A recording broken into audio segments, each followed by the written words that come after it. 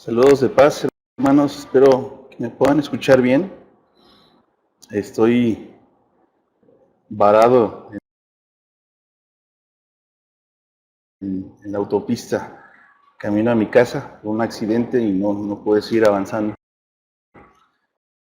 Estoy intentando transmitir desde una cafetería acá sobre la ruta, así es que espero que me confirmen si me pueden escuchar. Si es así, podemos iniciar la clase.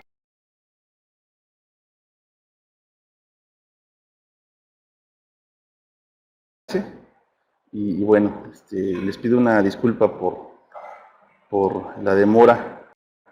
Se salió de nuestras manos esta situación.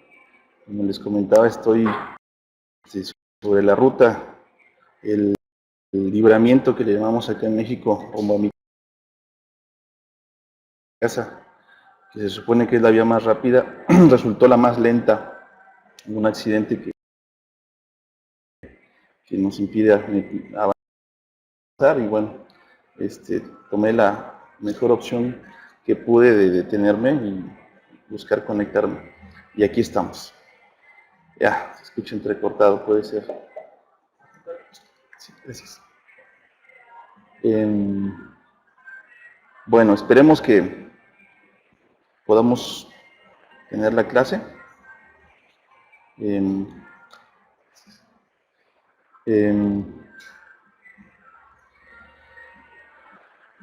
Vamos a iniciar, hermanos. Así sin más preámbulo, ya estamos muy retrasados con el tiempo.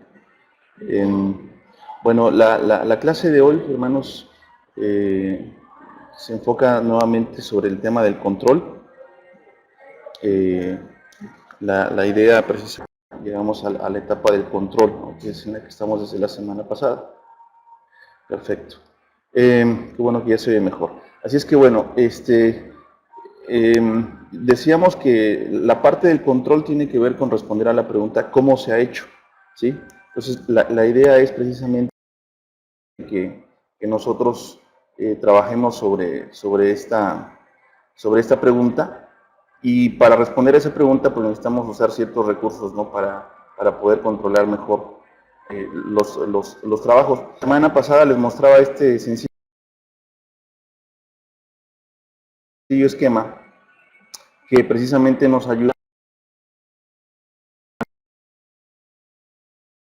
¿verdad? Y el problema, como saben, es algo que se interpone en nuestros objetivos, en nuestros anhelos de llegar al estado. Hay una le llamamos un problema. Entonces la semana pasada explicábamos, ¿no? Obviamente este sencillo esquema de cómo el estado decía cabaña, ¿no? Muy linda, pero el problema de ese estado deseado es que el estado real. Ahora, en esta clase habría que trabajar sobre las soluciones y la toma de decisiones, porque precisamente cuando nosotros llevamos a cabo la labor del control, va a brotar de la realidad, haciendo ese trabajo del control es precisamente el ver, ¿no? En el panorama ya de lo real, los problemas que hay que atender. O sea, me parece que la semana pasada comentábamos cómo es importante ser muy conscientes de que una cosa es el anhelo y el proyecto, y otra cosa es ya la realidad. La realidad siempre va a presentar problemas, o sea, siempre, por muy, siempre va a haber algunos factores externos o incluso internos que se interpongan en nuestro proyecto y que nos hagan salirnos un poquito del esquema original. Entonces, los problemas siempre van a aparecer, siempre van a aparecer. Por eso es que siempre es necesario estar preparados, ¿no? para darle solución a esos problemas, y obviamente esa solución tiene que ver con la toma de decisiones. Bueno, Américo me indica que si quito el video puede ser que voy a hacerlo. Bueno, ahí estamos. ¿Sí me pueden escuchar, hermanos? ¿Me escuchan bien?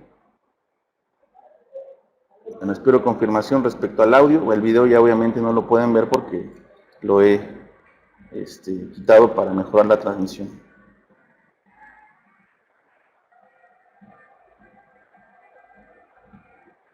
Américo, ¿me puedes confirmar si me escuchan bien?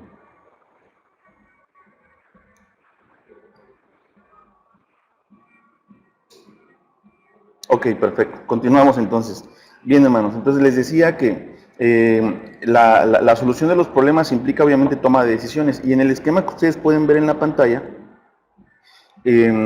está la personita, ¿no? En la parte superior izquierda de su pantalla, una persona que está en una situación problemática, ¿no? A ver, voy a ampliar el espacio de la presentación. Permítanme un momento porque...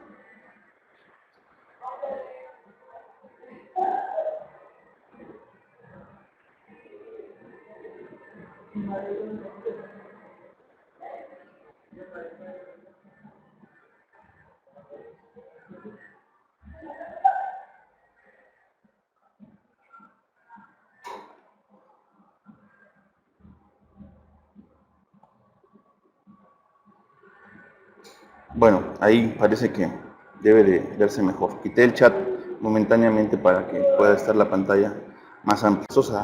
A tomar decisiones, ¿no? Algunas tienen que ser sobre la marcha. Entonces, una de las cosas que evidentemente van a suceder cuando debemos de solucionar un problema, ¿verdad?, es enfrentarnos a la presión, ¿verdad?, y al estrés que están ahí, como ustedes pueden ver abajo del recuadro que dice solución de problemas y toma de decisiones. Estos dos elementos siempre van a estar, sobre todo cuando tenemos que enfrentarnos a una situación problemática y obviamente nos enfrentamos a toma de decisiones. Entonces, hay dos caminos, o sea, sabiendo que contamos siempre con la presión, puede ser del tiempo, ¿verdad?, de las circunstancias que se presentaron inesperadas, ¿no? Eso genera presión y genera estrés, como ahorita estoy yo, por ejemplo, ¿no?, porque me estresé y me presioné al ver que llevaba una hora en el tráfico sin poder avanzar y con el compromiso que tengo con ustedes de brindar esta clase, ¿no? Entonces, ante esa situación hay que tomar decisiones, y nuestras decisiones pueden ser decisiones improvisadas o pueden ser decisiones a conveniencia, ¿no? Ninguna de las dos son lo ideal, por supuesto, ¿verdad? Pero precisamente esas opciones se dan cuando esa presión y ese estrés son los que marcan la pauta en la toma de decisiones. Entonces, a un lado de ese esquema pueden ver otro esquema en donde dice solamente toma de decisiones, ¿sí? Y en ese esquema podemos ver que hacia arriba, ¿verdad?, está dos flechas indicando, una a un recuadro que dice proceso y otra a otro recuadro que dice por sí solas. ¿Qué quiere decir eso? Bueno, que la toma de decisiones para nosotros puede tener dos vías. Una es entendiendo esa decisión como parte de un proceso, o entendiendo esa decisión como si fuera una situación aislada. Hay decisiones que nos encontramos y hay otras decisiones que no necesariamente. A ver si me puedo explicar. La parte de abajo del recuadro que dice toma de decisiones, como ustedes pueden ver, habla de decisiones programadas, no programadas y coercitivas. Las decisiones programadas son las que uno ya más o menos tiene previstas, porque sabes que en algún momento del proceso las cosas pueden cambiar, pueden tener que orientarse hacia otra situación, y entonces ya prevés esa toma de decisiones.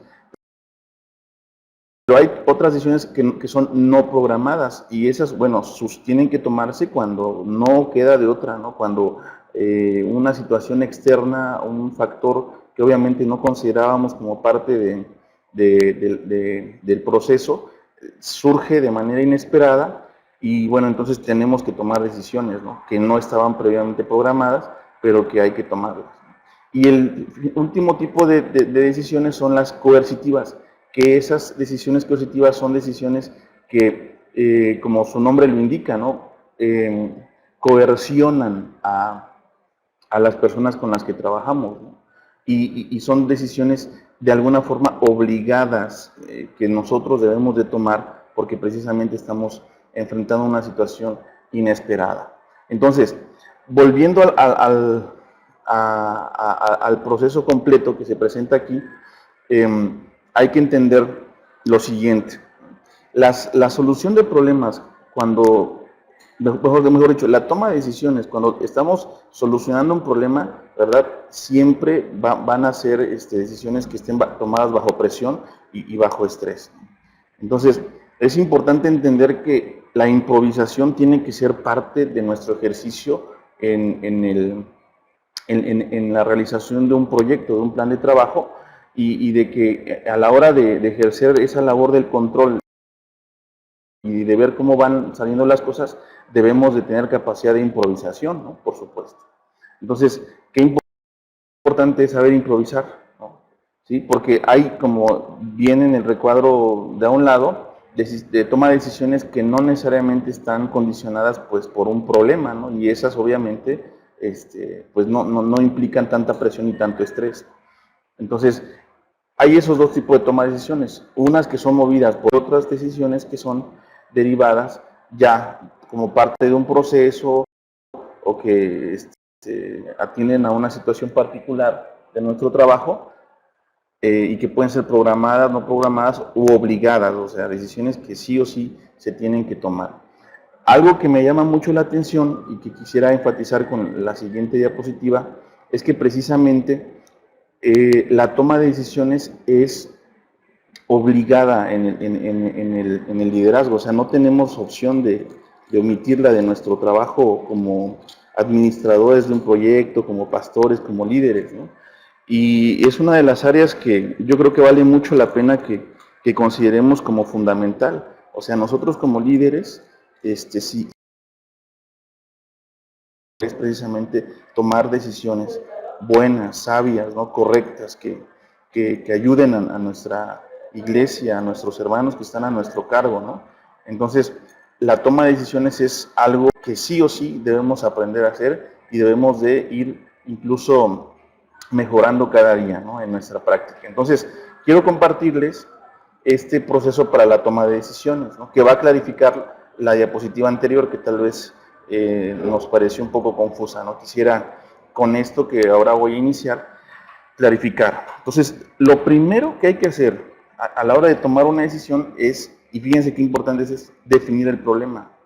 Es decir, no podemos entrarle a, a tomar decisiones sin antes saber exactamente de qué se trata la situación que debemos atender. ¿Sí me explico?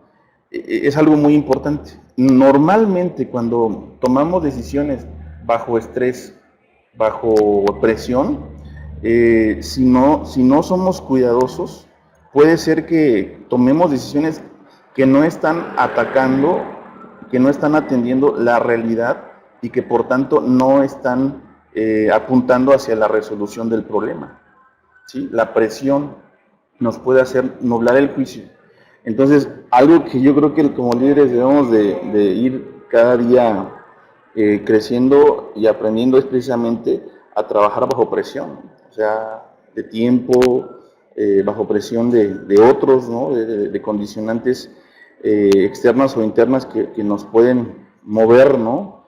Y desestabilizar un poco y aún así mantener lo mayor posible un estado de ánimo ecuánime, ¿no? De tranquilidad y estabilidad para poder dar solución adecuada a un problema. Entonces, lo primero es definir el problema.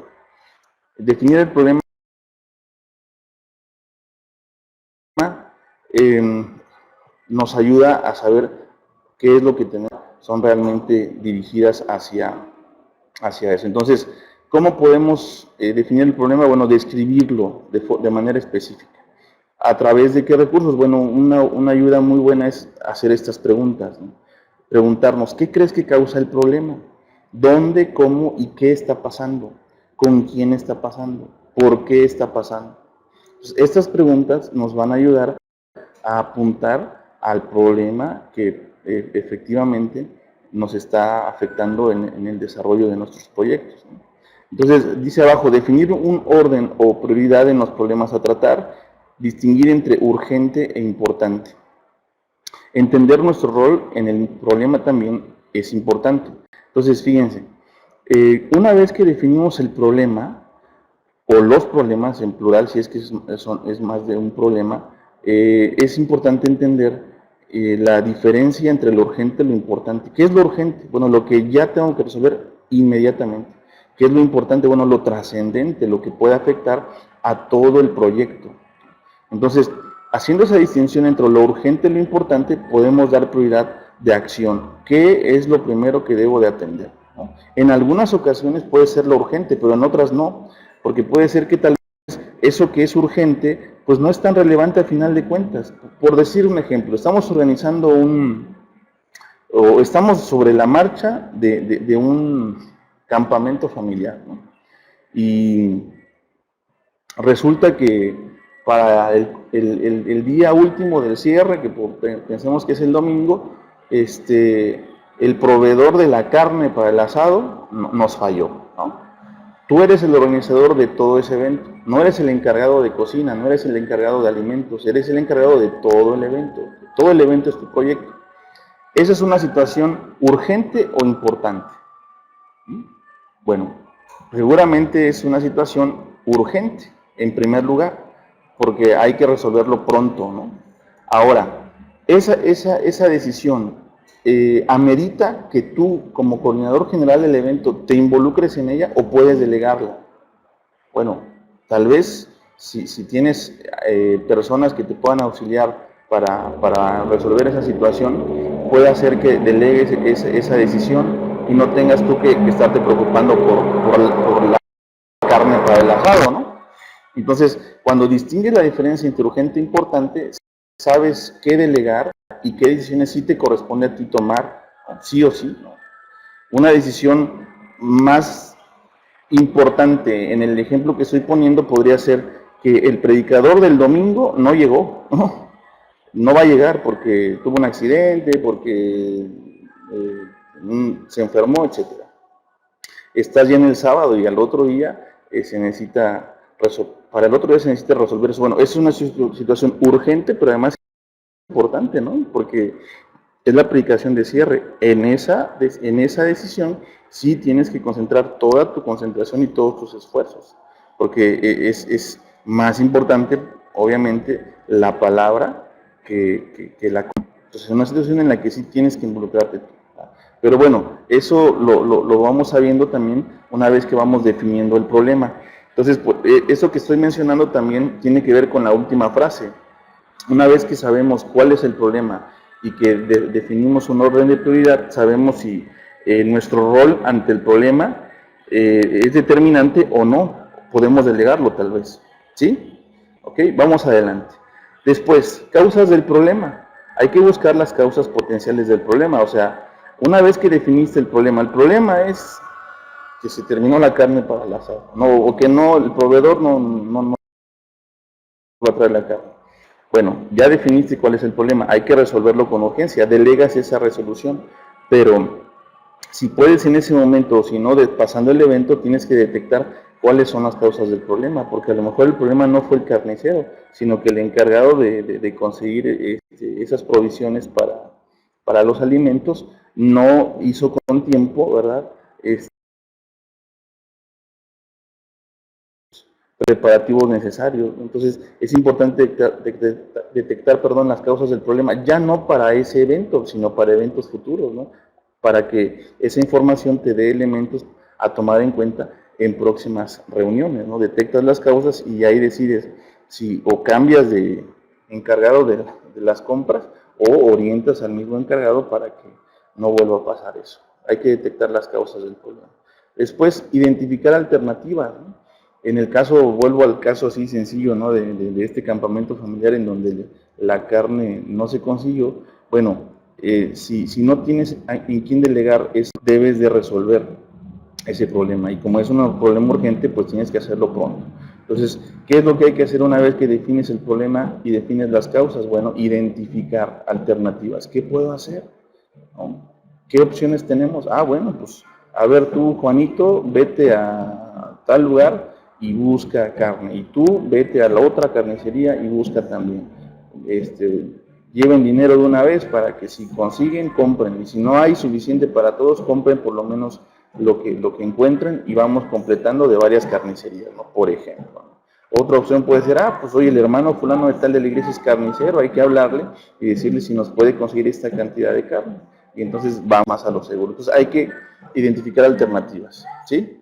Después, el cuarto paso en el proceso de la toma de decisiones es seleccionar la alternativa. Bueno, ya vimos de esas tres o dos opciones que tenemos, ya las tenemos en la mesa, hay que seleccionar una de ellas. Ahora, ¿cómo podemos saber cuál es la mejor? Bueno, hay que considerar lo siguiente, vienen esas preguntas, ¿no? ¿Cuál alternativa resolverá el problema a largo plazo? ¿Cuál alternativa es más realista al momento? ¿Qué recursos tenemos? ¿Están accesibles esos recursos? ¿Tenemos el tiempo para implementar la alternativa? ¿Cuál es el riesgo asociado a cada alternativa? ¿Sí? O sea, hay que valorar todos los elementos posibles, ¿no? Para resolver el problema, no solamente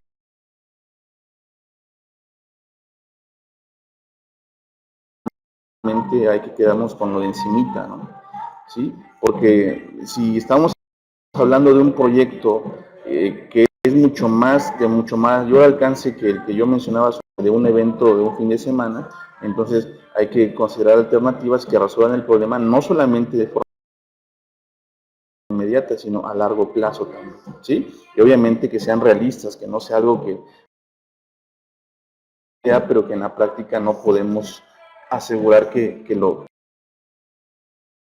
obtengamos, entre otros factores.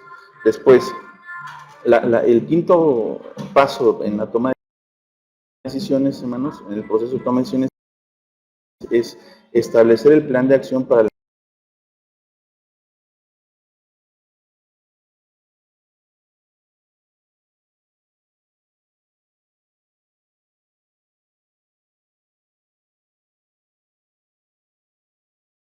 cuando el problema sea resuelto. Hay que tratar de ver hacia el futuro, hay que tratar de imaginarnos cómo se vería una vez que sea aplicada esa resolución, ¿no? Cómo se vería ya resuelto ese problema. ¿Qué pasos se han de problema? ¿Sí? Cuando se trata de una decisión que afecta a todo un proyecto, entonces los pasos que se han de tomar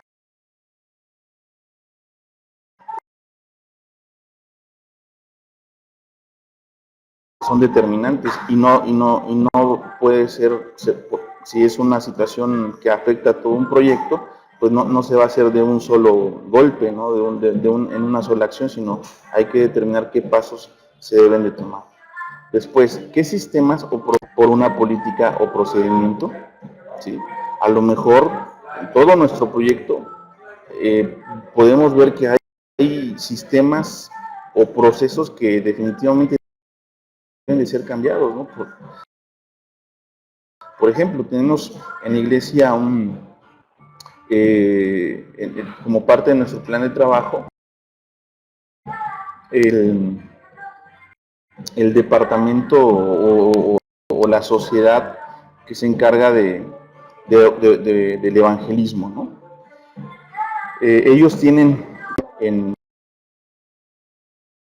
decía muy bien al principio, parecía que era el método ideal para alcance a personas que no conocen del Señor, pero resulta que en la ciudad o en el pueblo, en el barrio donde estamos ubicados, por alguna razón no funciona ese método. No funciona ese método de alcance. Ninguno de los grupos familiares que abrimos está teniendo el éxito que esperábamos. ¿Qué hay que hacer? No, pues como una opción así, tal vez que incluso pueda parecer muy piadosa, no, pues es que ya dijimos que íbamos a hacer a través de grupos familiares el evangelismo, ahora le vamos a seguir por ahí. Podría parecer muy correcta, muy piadosa, pero en realidad no es efectiva, porque en la práctica ese método, por muy bueno que parezca, no funcionó para esta iglesia, para este grupo, ¿no? En otras ha funcionado, eso es otra cosa, pero en tener 20 nuevos miembros al final del año y nos damos cuenta que a mitad de año los grupos familiares no nos están aportando ni un solo candidato al bautismo, bueno, entonces hay que cambiar ese proceso, ¿ok? Seguimos. ¿Cómo sabemos que los pasos se están llevando a cabo? Bueno, hay que poner, como mencionábamos ya en clases pasadas, algunos parámetros, ¿no?, de medición, indicadores, ¿no?, para saber que esa decisión que estamos tomando para resolver un problema se está llevando a cabo. ¿Qué recursos se necesitan en términos de personas, facilidades y finanzas? Bueno, hay que saber también en la implementación con qué recursos contamos y qué recursos necesitamos. La alternativa. Para ello es necesaria la creación de una agenda, ¿no? Por supuesto. Aquí la decisión que estamos tomando implica, por ejemplo, el organizar nuestros tiempos, ¿no?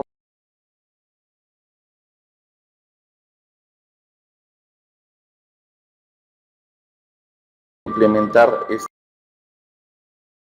esta decisión. Y finalmente, ¿quiénes serán?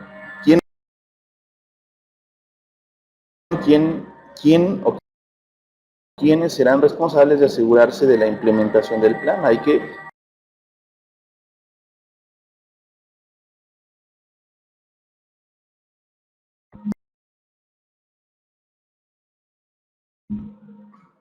después seguimos.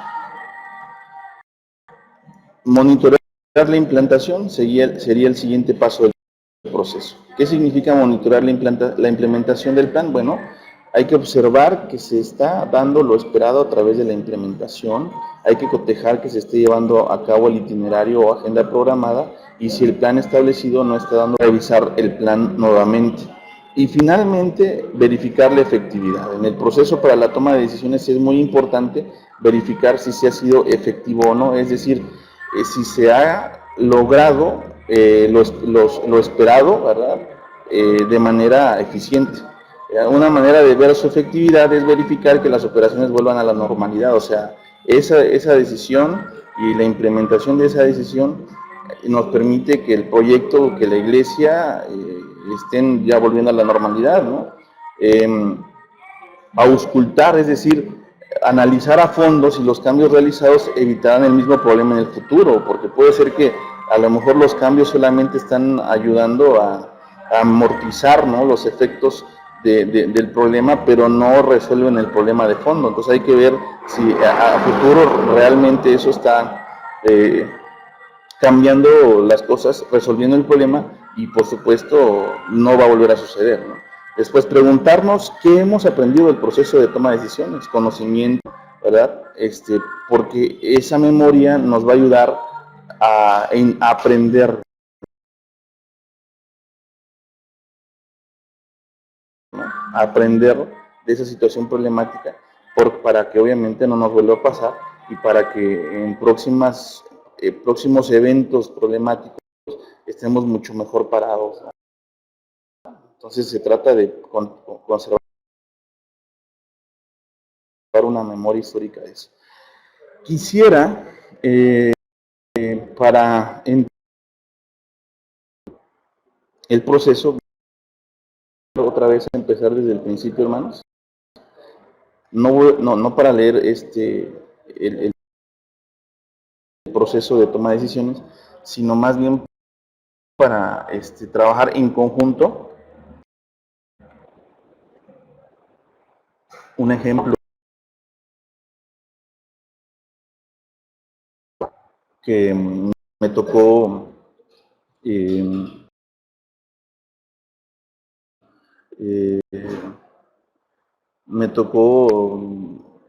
ser partícipe de la toma de decisiones.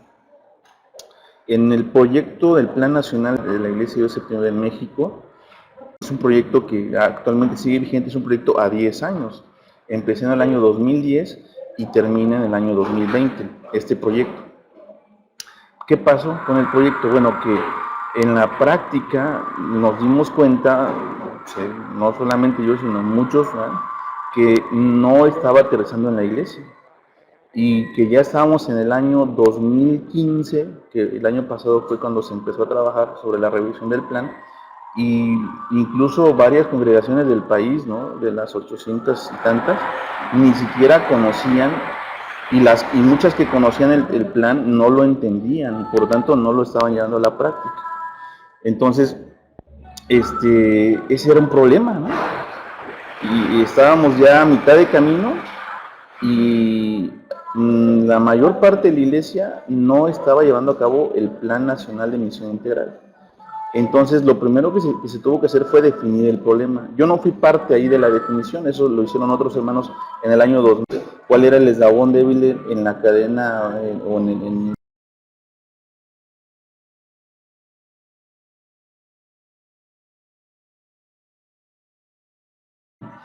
las en el sistema administrativo de nuestra iglesia en México, y se hizo esa definición, ¿no? Entre otras conclusiones salieron las que les comento, ¿no? O sea, no había claridad en las iglesias respecto a qué era lo que tenían que hacer, de dónde se desprendía eso, o sea, cuál era el origen de eso. Bueno, que probablemente los pastores tampoco habían entendido muy bien el plan, ni tampoco lo habían apropiado, entonces como una prioridad en sus trabajos, ¿no? Por ejemplo. Después se hizo la identificación de alternativas. Bueno, ¿qué podemos hacer? Bueno, una opción que en su momento se manejó, pues cambiemos el plan, ¿no? Porque este no funciona, entonces sustituyámoslo por otro. Pero alguien más dijo, no, lo que hay que hacer en todo caso es evaluar qué porcentaje del plan se ha llevado a cabo, ¿verdad? Priorizar lo importante. Entonces se identificaron alternativas y después se seleccionó una de ellas, y la que se seleccionó fue la segunda, que consistía en, bueno, vamos a definir, tal vez no se cumpla al 100% el plan, pero qué aspectos del plan nos parece fundamental que se lleven a cabo, que al final son las áreas que más beneficiarían a las iglesias del país. Entonces se definieron 10 prioridades, que ya se las he compartido en una clase anterior, si no me acuerdo mal. Se definieron 10 prioridades que iban a ser las áreas de atención durante el año 2015 en su momento, para probar por lo menos algunos aspectos del plan y aterrizar lo más posible, ¿verdad?, todo ese proyecto. Un proyecto muy grande, muy ambicioso. Entonces, se redujo esa ambición, no en cuanto al anhelo, pero sí en cuanto a ser realistas, ¿no? Entonces, se seleccionó esa alternativa y nos quedamos con solamente 10 prioridades del Plan Nacional. Y obviamente se definió, bueno, ya se definieron las 10 prioridades, ¿cómo lo vamos a implementar? ¿Cuál va a ser nuestro plan de acción? Ah, bueno,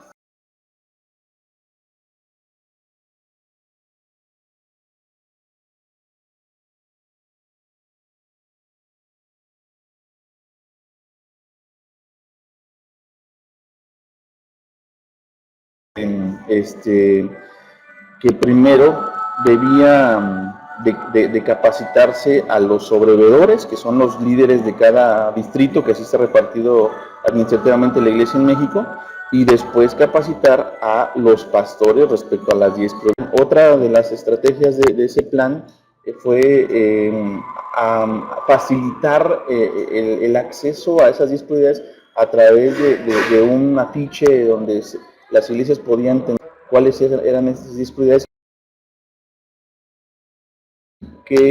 cuáles eran los aspectos que debían de cumplir, ¿no? Otra de las cosas que se incluyó en ese plan fue brindarle a la iglesia un pequeño manual, ¿no?, para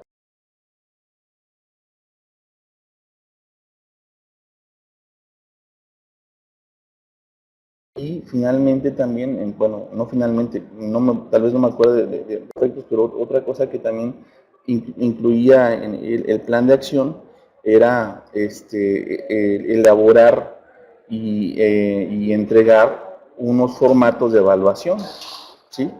Que eso tiene que ver con este aspecto de definir el plan, pero también con el aspecto de monitorear, es decir, los formatos de evaluación ayudaban a llevar a cabo el plan 2010-2020. Se definieron fechas también de entrega de esos formatos de evaluación. evaluación previamente llenados por cada pastor, por supuesto. Bueno, al final se hizo la verificación de la efectividad, que en esa parte ya me tocó intervenir para analizar en qué porcentaje el plan que se hizo en su momento de las 10 prioridades fue efectivo,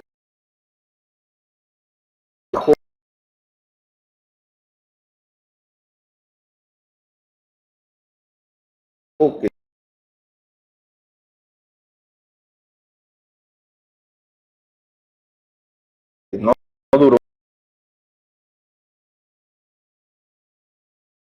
una sesión, sino que duró mucho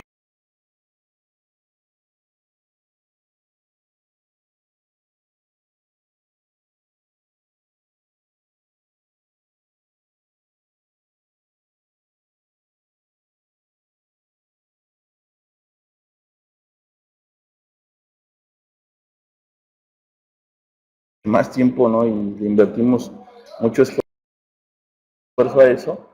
Surgió el plan para el 2017, que fue modificado un tanto, porque nos dimos cuenta que algunas cosas también nos estaban costando llevar al aterrizaje. Y bueno,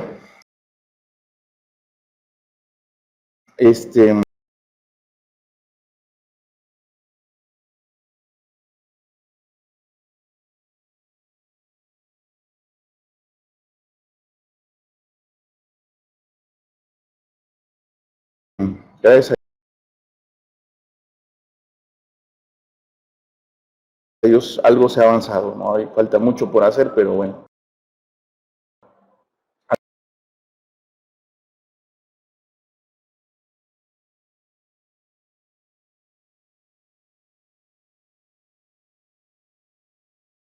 Avanzado.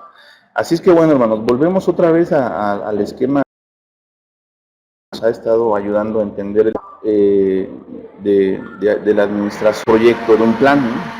Y bueno, seguimos enfatizando la importancia de cada una de las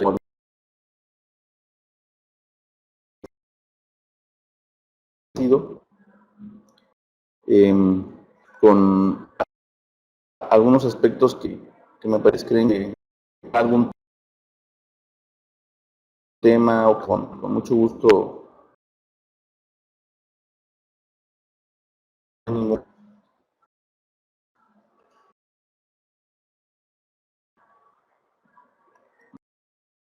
Bueno, no tengan alguna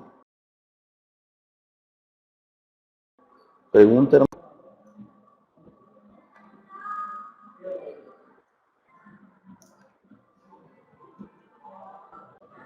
Disculpen la música de fondo, pero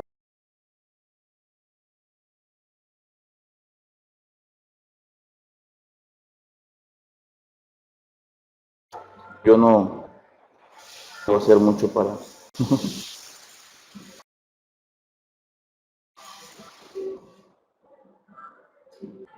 La próxima clase, hermanos, si Dios nos permite, estaremos trabajando el tema la ética cristiana en la administración y la toma de decisiones. Y la siguiente, el 8 de junio, el tema de la mayordomía, la importancia de aplicaciones y mayoría económica. Bueno, así sucesivamente. Estamos ya a un mes de concluir este curso y quedan 4 sesiones más. ¿Sí? Así que bueno, ahí vamos. No, nadie que tenga alguna pregunta, la sesión de hoy con su tiempo y pues una situación.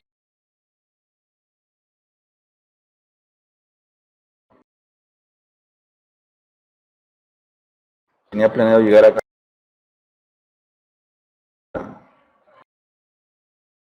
con ese enorme, esta situación inesperada me